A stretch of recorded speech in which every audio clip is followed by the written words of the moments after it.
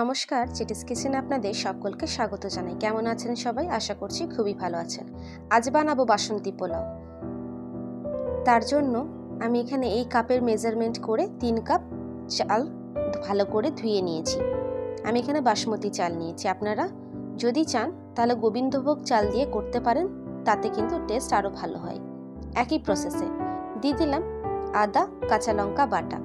আমি এখানে একটু থেতো করে নিয়েছি, শুধু আপনারা বেটে দিলে বেশি ভালো।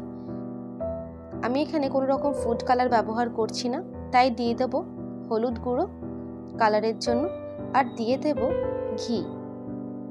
আপনারা নিজেদের ইচ্ছে মতো ঘিটা দেবেন। আমি এখানে 3 কাপ চালের জন্য 2 চামচ ঘি মাখিয়েছি। ভালো করে মেখে এটা রেখে দেব। কোনো রকম রেস্টের প্রয়োজন নেই, আমি এটা মেখে রাখবো, তারপর রান্নাটা করব। বাকি প্রসেসগুলো এটা মেখে রাখা থাকলো। তারপর কড়াইয়ে দিয়ে দেবো কিছুটা সাদা তেল আর কিছুটা ঘি। সেটাও কিন্তু আমি এখানে 3 চামচ সাদা তেল দিয়েছি, আর দেব ঘি বাকিটা। বাকি বলতে ঘিও আমি দিয়েছি 3 চামচ। তারপর ঘি আর তেলটা একসাথে মেল্ট হয়ে গেলে কাজু কিশমিশটা ভেজে তুলে নেব। আমার এই ছোট্ট চ্যানেলে যারা নতুন, অনুরোধ থাকবে চ্যানেলটা সাবস্ক্রাইব করে পাশে থাকা বেল আইকনটা ক্লিক করে অল নোটিফিকেশনটাকে অন করে দেবেন। আর আমার রেসিপি যদি ভালো লেগে থাকে অবশ্যই লাইক করবেন, কমেন্ট করবেন, পরিবারের সাথে শেয়ার করতে ভুলবেন না। ভালো করে ভেজে আমি তুলে নিয়েছি। তারপর দিয়ে দিলাম জয়িত্রী, তেজপাতা, এলাচ, লবঙ্গ, দারচিনি। ভালো করে ফোড়নটা ভেজে নিতে হবে যেন ফ্লেভারটা চলে আসে। তারপর দিয়ে দিলাম চালগুলো, যেটা মাখিয়ে রেখেছিলাম। চালগুলো দেওয়ার পর আমি চালটাকে ভালো করে ভেজে নেব।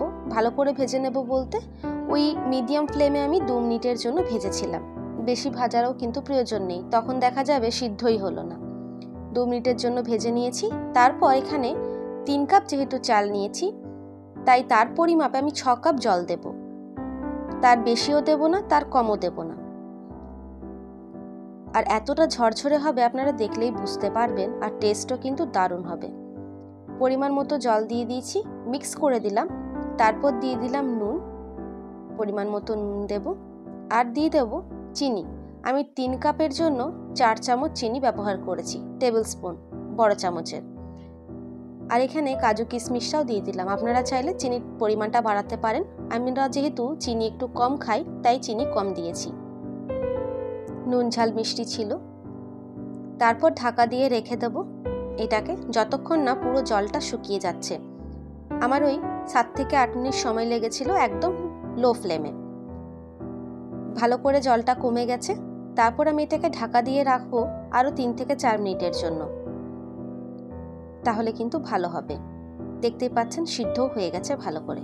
তারপর আর কি, গরম গরম পরিবেশন করুন। শুধু চাইলে পনির, মাংস যা কিছুর সাথে। আমি এখানে একটা ডিমের পোচ বানিয়েছিলাম, তার সাথেই পরিবেশন করে দিয়েছি। চলুন দেখা হচ্ছে পরের ভিডিওতে নতুন রেসিপির সাথে। সুস্থ থাকবেন, ভালো থাকবেন, সাবধানে থাকবেন।